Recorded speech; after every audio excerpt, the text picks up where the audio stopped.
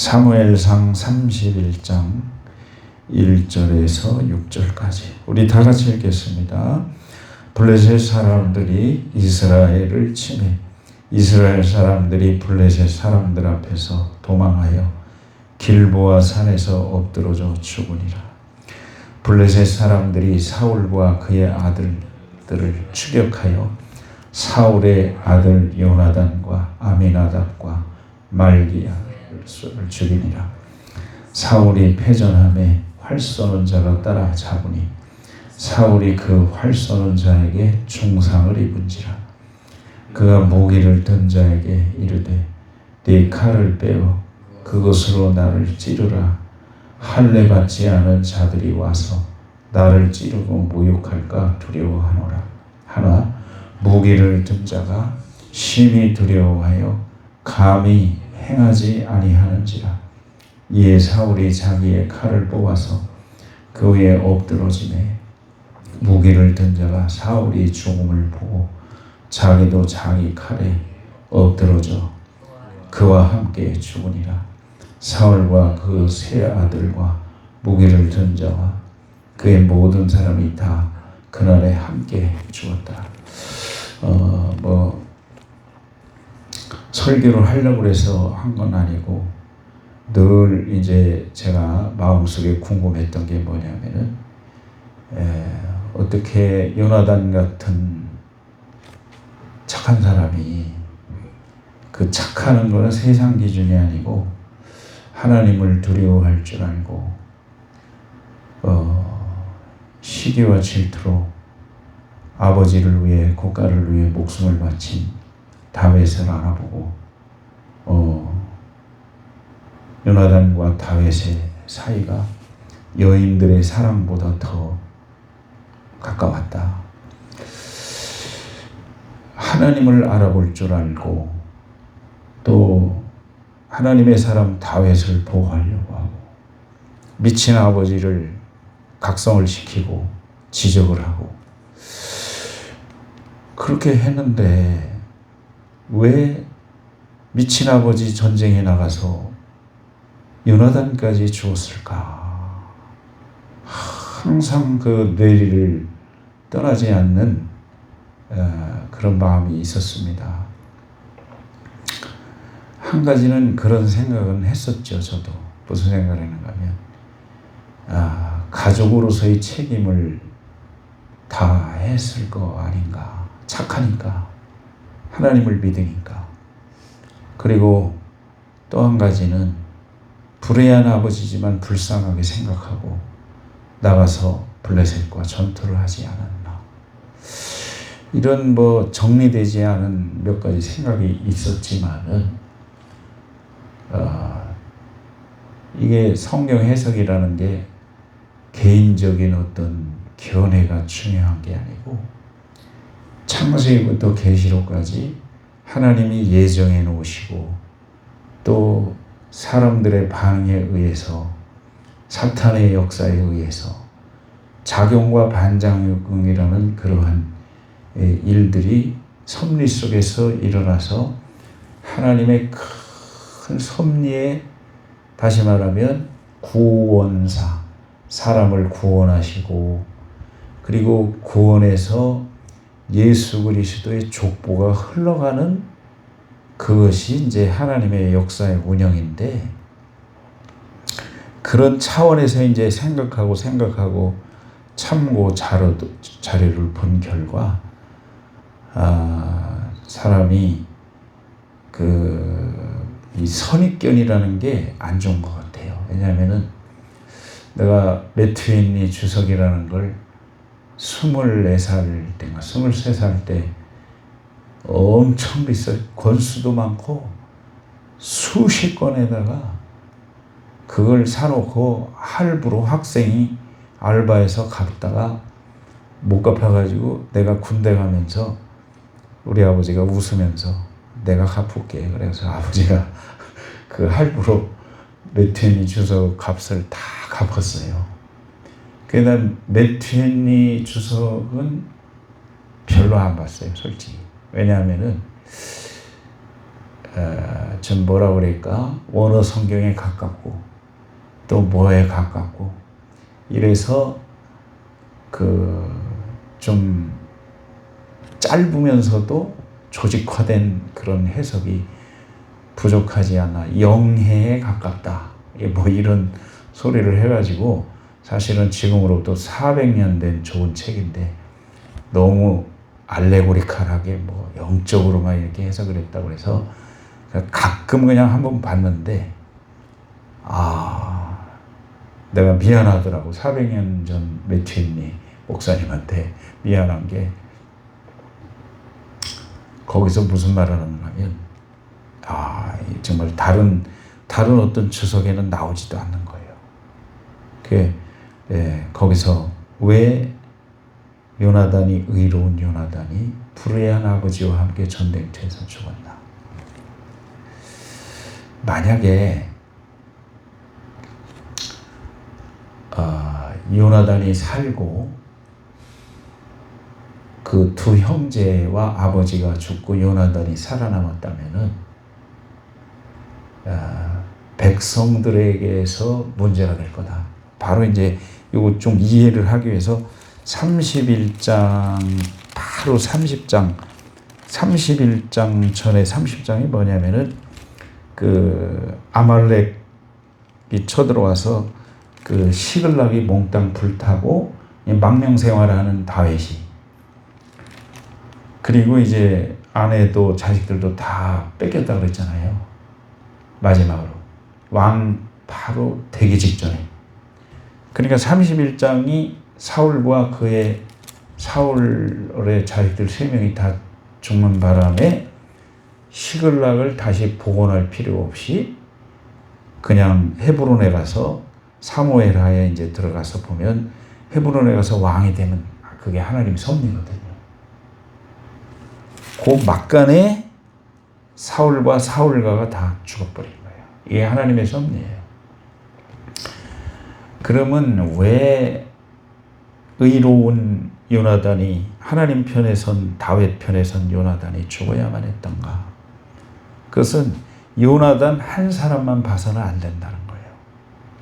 많은 백성들이 그동안 아버지 사울과 요나단을 비교해봤고, 요나단이 얼마나 사울이 하지 못하는 일도 했고 적군을 물리치고, 그리고 얼마나 의롭고 하나님 편에 서서 하는지를 알고 있어요.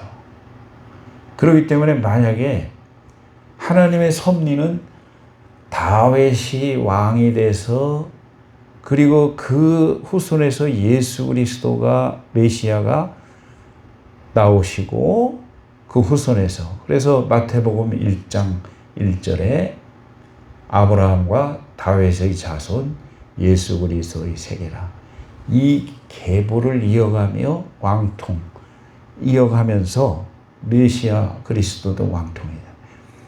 물론 뭐 꼭 다 왕통은 아니죠. 기생의 선조도 있고 다 있지만은 다윗을 이어서 메시아 예수 그리스도가 오시는 그러한 하나님의 큰 그림에서 볼 때, 만약에 요나단이 살아남는다면은 백성들 가운데는 정통을 주장하기 때문에 요나단이 다윗만큼 못한 게 뭐 있어, 이러면서 사울을 지지하던 사람들이 요나단을 내세워가지고, 요나단이 아예 얘기를 했어요.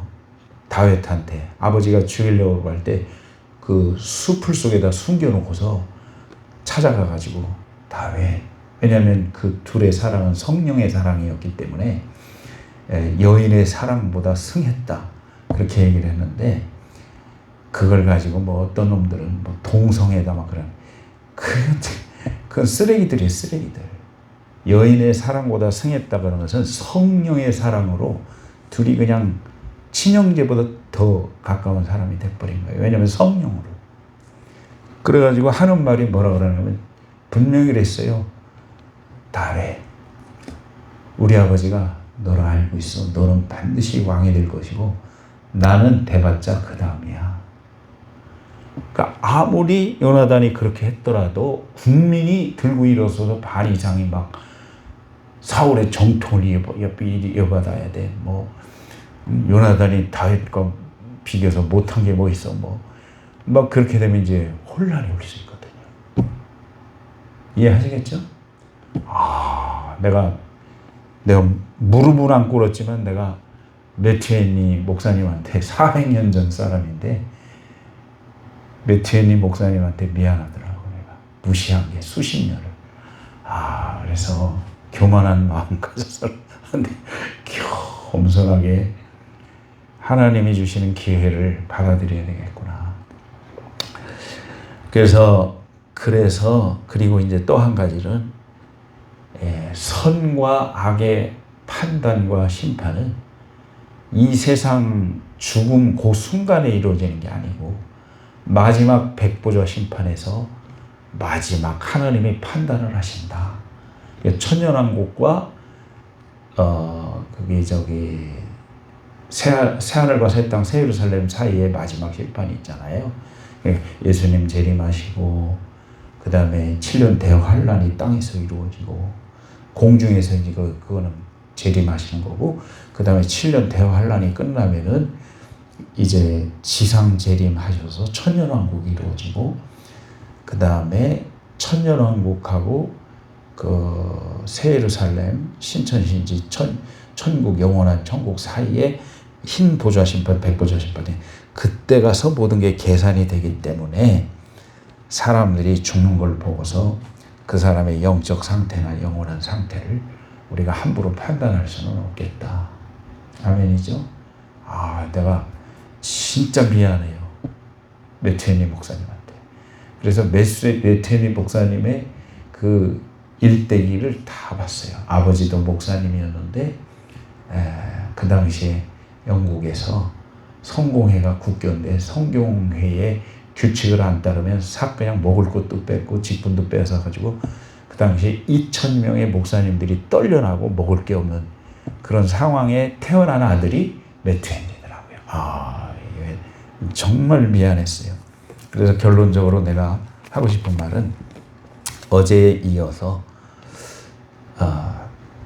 사울은 처음에는 겸손하게 나 같은 게 무슨 왕이 되냐고 막 숨었지만은 뚜렷한 하나님의 영광을 위해야 된다는 목적도 없었고 또 하나님께 선택받았다는 구원받았다는 그 감격도 다 잃어버리고 자기의 왕권과 체면과 이런 것 때문에 하나님의 말씀에 불순종했을 때 회개도 못하고 그리고 전쟁에 나갈 때 기도했더니 응답도 안 하시니까 신접한 여인을 찾아가서 결국은 하나님이 그를 죽이신 거거든요.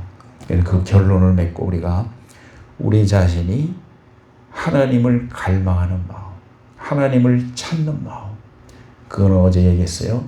인생의 목적을 뚜렷하게 하나님의 영광을 위해서 살아야 되겠다. 그리고 우리가 구원받은 하나님 나라의 호적에 아버지 나라의 호적에 이름이 기록된 것으로 기쁨을 삼고 나도 이렇게 구원받은 귀한 사람이 되었으니 누군가 구원받고 하나님을 갈망하는 사람이 되도록 도와야지. 이러한 뚜렷한 목적을 다 잃어버린 사람이 누구냐? 사울이고 역대상 10장을 보세요. 그거에 대한 설명을 그러나 다윗은 그 엄청난 죄를 지었음에도 불구하고 하나님이 이미 그에 대한 말을 해놨잖아요. 이새의 아들 다윗을 만나니 역대상 10장 다윗을 만나니 내 마음에 합한 사람이라 내 뜻을 다 이루리라. 다윗이 범죄하고 부족한 사람이었지만 사도행전 그게 이제 사도행전에 나오는 말씀이거든요. 지금 한 얘기가 사도행전 13장에 보면은 이새의 아들 다윗을 만나니 왜냐하면 하나님은 하나님이니까 다 알잖아요. 미래를. 내 마음에 합한 사람이라 내 마음에 들어 내 뜻을 다 이룰 거야. 그러니까 지금 어제 오늘 얘기했던 이 마음속에 비록 약해서 범죄를 했지만 회개할 줄을 알고 그리고 떳떳하게 하나님의 영광을 위해서 살아야 된다. 그리고 자기가 선택받은 것에 대한 감지덕지 황공무지로소이다. 고맙습니다. 그러면서 전쟁을 나갈 때는 항상 물어보고 자신 있어도 물어보고 그래서 응답받고 나가고 그래서 다윗은 평생 하나님을 갈망하는 사람이었구나. 시편을 보면 사슴이 시냇물을 찾기에 갈급함 같이 내 영혼이 주를 찾기에 갈망하나이다. 물론 고라자손이 썼다고 그러지만 고라자손이 모세를 배역하고 그 조상들이 땅속으로 꺼져 죽는 수만 명이 죽는 그런 사람들이었지만은 그러나 자손들은 그렇게 원치 않았을 것이다. 근데 다윗이 이제 그러한 심정을 고라자손들이 기록을 했을 것이다라는 것이고 비교를 해보자면 10장 13절 여기 보세요. 역대상 10장 13절과 14절을 보면은 이 사울이 어떤 사람인가를 이제 마지막에 얘기를 해줍니다. 이건 다 잃어버린 거예요. 하나님의 영광을 위한 삶이다. 목적이 나를 선택해 주신 하나님 고맙고 감사해서 순종하고 회개해야지. 그런 마음이 없었어요. 그러니까 자식까지 다 죽여버린 거 아닌가. 시작. 사울이 죽은 것은 여호와께 범죄하였기 때문이라. 그가 여호와의 말씀을 지키지 아니하고 또 신접한 자를게 가르치기를 청하고 여호와께 묻지 아니하였으므로. 여러분 잠깐만요. 다 물어보세요. 뭐든지. 아멘. 그 훈련 받은 거예요. 평생. 여러분 뭐든지 물어보세요. 하나님 앞에. 하나님이 보통 좋아하는 게 아니에요. 아멘. 시작. 여호와께 묻지 아니하였으므로 여호와께서 그를 죽이시고 그 나라를 이새의 아들 다윗에게 넘겨주니라. 아멘. 제가 얘기하고 싶은 게 뭐냐. 하나님을 갈망하는 마음, 하나님을 찾는 마음, 그런 인생의 목적이다 이게. 그래서 다윗은 비록 엄청난 범죄를 했지만 회개할 줄을 알았고 그 다음에 평생 남은 생에 하나님을 갈망하며 하나님의 영광을 위해서 그리고 하나님의 뜻을 이루어야지 고맙고 감사해서 그래서 다윗은 지혜가 번쩍인 사람이에요. 아멘. 어제도 얘기했지만 그렇게 되면은 하나님이 지혜를 주세요. 전쟁에도 지혜를 주시고 삶에도 지혜를 주시고 마지막 말년에도 지혜를 주시고 야고보서 1장 5절에 그 지혜를 주셔서 이 한계 상황에 있는 우리 인생 우리는 한계가 있잖아요. 전부 다 한계가 있어. 뭐든지 끝나 언젠가는. 그러므로 그 한계를 알고 겸손하게 주님을 갈망하면서 남은 생애를 하나님의 뜻을 위해서 살아야지. 그러고 한 사람이 바로 다윗이다. 사랑하는 여러분, 우리 모두가 이 세상에 취하지 말고 항상 주님께 취할 수 있는 그 만족을 주님으로부터 얻는 그런 사람 되어서 남은 생에 여러분 복되고 행복한 사명을 잘 감당하는 보존받는 사명자로 살아가기를 주님의 이름으로 축복합니다.